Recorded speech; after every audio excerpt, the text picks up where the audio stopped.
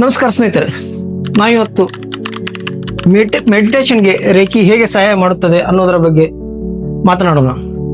ಸಾಮಾನ್ಯವಾಗಿ ಧ್ಯಾನಕ್ಕೆ ಕುಳಿತರೆ ಏಕಾಗ್ರತೆ ಸಿಗೋದಿಲ್ಲ. ಕಣ್ಣು ಮುಚ್ಚಿದ ತಕ್ಷಣ ಹಲವಾರು ವಿಚಾರಗಳು, ನೆಗೆಟಿವ್ ಥಾಟ್ಸ್, ಅವ್ರು ಏನಂದಿದ್ರು ಇವ್ರು ಏನಂದಿದ್ರು ಅನ್ನೋ ಹಲವಾರು ವಿಚಾರಗಳು ನಮ್ಮ ತಲೆಯಲ್ಲಿ ಬರುತ್ತವೆ. ಹಾಗಾದರೆ ಏಕಾಗ್ರತೆಯಿಂದ ಮೆಡಿಟೇಷನ್ ಹೇಗೆ ಮಾಡಬೇಕು? ಮೆಡಿಟೇಷನ್ ಇಂದ ಮನಸ್ಸಿಗೆ ವಿಶ್ರಾಂತಿಯನ್ನು ಸಿಗುತ್ತದೆ. ಆದರೆ ಕಣ್ಣು ಮುಚ್ಚಿದರೆ ಸಾಕು, ನಮಗೆ ಏಕಾಗ್ರತೆ ಸಿಗೋದನೇ ಇಲ್ಲ. ಹಾಗಾದರೆ ರೇಖಿ ಮೆಡಿಟೇಷನ್ಗೆ ಹೇಗೆ ಸಹಾಯ ಮಾಡುತ್ತದೆ? ರೇಖಿ ಸಹಾಯದಿಂದ ಏಕಾಗ್ರತವಾಗಿ ಧ್ಯಾನವನ್ನು ಹೇಗೆ ಮಾಡಬಹುದು ಅನ್ನೋದನ್ನ ಈ ವಿಡಿಯೋದಲ್ಲಿ ತಿಳಿದುಕೊಳ್ಳೋಣ.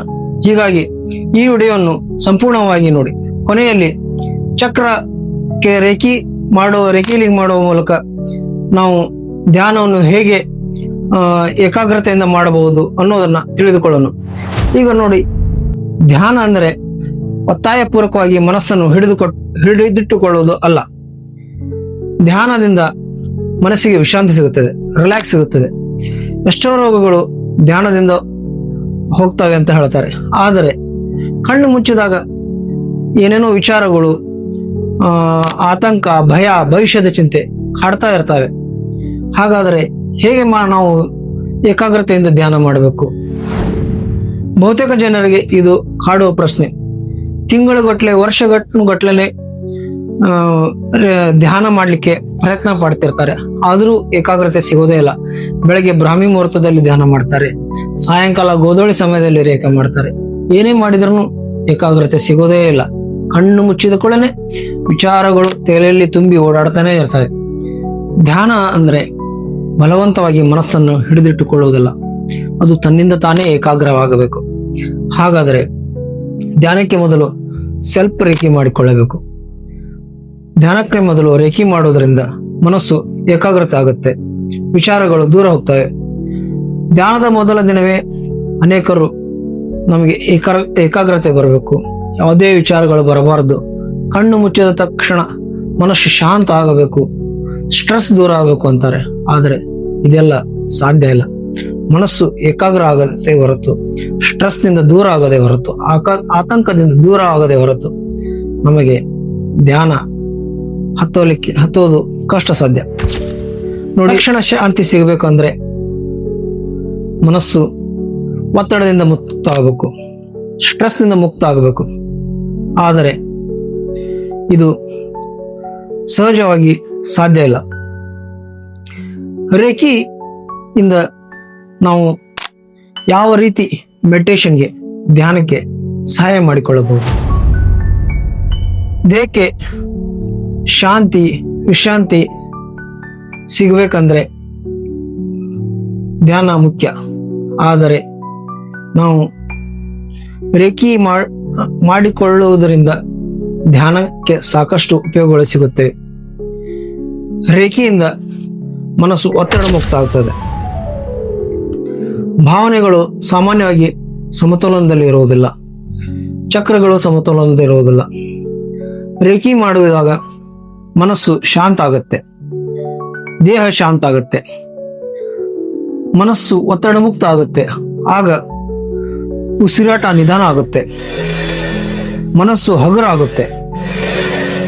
ನಮ್ಮ ದೇಹ ಸದಾ ಸ್ಟ್ರೆಸ್ ಮೂಡ್ನಲ್ಲಿದ್ದಾಗ ಮನಸ್ಸು ಅಲರ್ಟ್ ಆಗಿರುತ್ತದೆ, ನೆಗೆಟಿವ್ ಥಾಟ್ಸ್ ಬರ್ತಾ ಇರ್ತವೆ, ಕಾನ್ಸಂಟ್ರೇಷನ್ ಕಡಿಮೆ ಇರುತ್ತದೆ.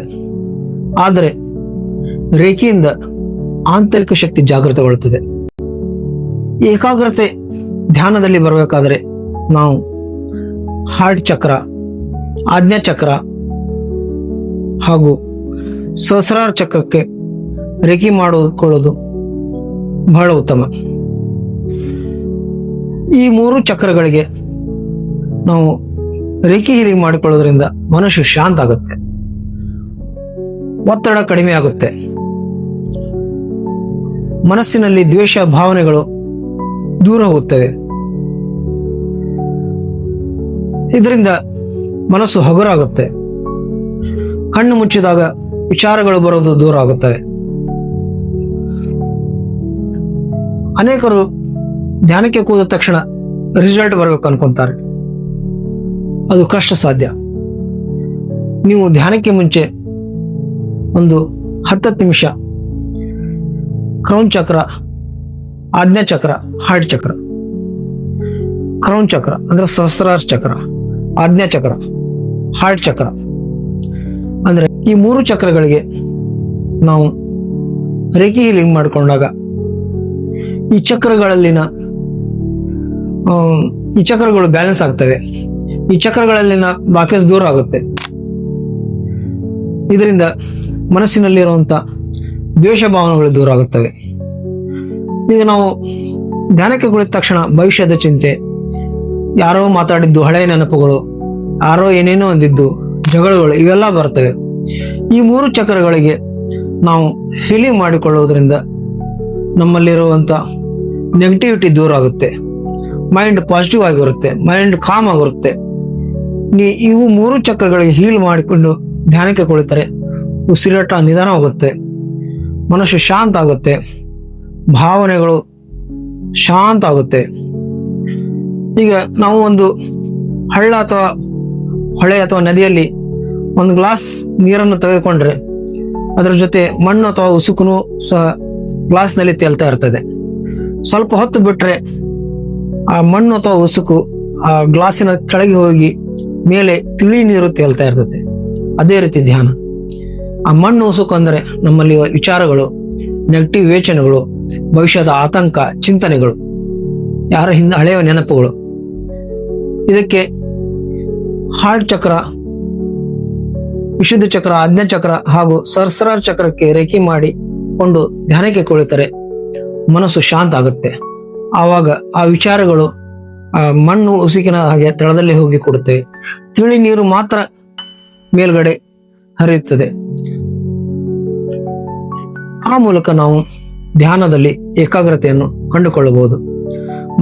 ಮನಸ್ಸನ್ನು ಒತ್ತಾಯಪೂರ್ವಕವಾಗಿ ಹಿಡಿದಿಟ್ಟುಕೊಂಡರೆ ಧ್ಯಾನದಲ್ಲಿ ಏಕಾಗ್ರತೆ ಬರಲು ಸಾಧ್ಯವೇ ಇಲ್ಲ. ಕೆಲವರು ಹೇಳ್ತಾರೆ, ಕೆಲವು ತಮ್ಮ ಸ್ನೇಹಿತರಿಗೆ ಕುಂತ ತಕ್ಷಣ, ಧ್ಯಾನಕ್ಕೆ ಕುಳಿತ ತಕ್ಷಣ ಏಕಾಗ್ರತೆ ಬರುತ್ತೆ. ಹಾಗಾದ್ರೆ ನನಗೆ ಏಕೆ ಬರುವುದಿಲ್ಲ? ಎಲ್ಲರ ಮನಸ್ಸುಗಳು, ಎಲ್ಲರ ವಿಚಾರಗಳು ಒಂದೇ ರೀತಿಯಾಗಿರುವುದಿಲ್ಲ. ಆ ಧ್ಯಾನಕ್ಕೆ ಕುಳಿತಂತ ವ್ಯಕ್ತಿ, ಅವನಲ್ಲಿ ಯಾವುದೋ ಹಳೆಯ ನೆನಪುಗಳು, ನೆಗೆಟಿವ್ ಥಾಟ್ಸ್ಗಳು, ದ್ವೇಷಗಳು ಇರಲಿಕ್ಕಿಲ್ಲ. ಹೀಗಾಗಿ ಅವನಲ್ಲಿ ಶಾಂತ ಮನಸ್ಸು ಇರಬಹುದು.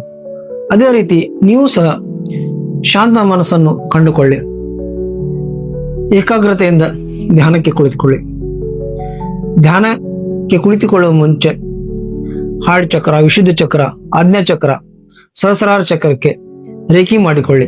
ಆ ಮೂಲಕ ಮನಸ್ಸನ್ನು ಶಾಂತವಾಗಿಟ್ಟುಕೊಳ್ಳಿ, ಭಾವನೆಗಳನ್ನು ತಿಳಿಯಾಗಿಟ್ಟುಕೊಳ್ಳಿ, ಸ್ಟ್ರೆಸ್ ಅನ್ನು ದೂರ ಮಾಡಿ ಧ್ಯಾನದಲ್ಲಿ ಏಕಾಗ್ರತೆಯನ್ನು ಕಂಡುಕೊಳ್ಳಿ. ಈ ವಿಡಿಯೋ ನಿಮಗೆ ಇಷ್ಟವಾಗಿದ್ದರೆ ದಯವಿಟ್ಟು ಶೇರ್ ಮಾಡಿ, ಲೈಕ್ ಮಾಡಿ, ಸಬ್ಸ್ಕ್ರೈಬ್ ಮಾಡುವುದನ್ನು ಮರೆಯಬೇಡಿ. ಮತ್ತೊಂದು ವಿಡಿಯೋದಲ್ಲಿ ಸಿಗೋಣ. ನಮ್ಮ YouTube video reiki master Anand ಅಂಗಡಿ ತಪ್ಪದೆ ನೋಡಿ. ನಮಸ್ಕಾರ.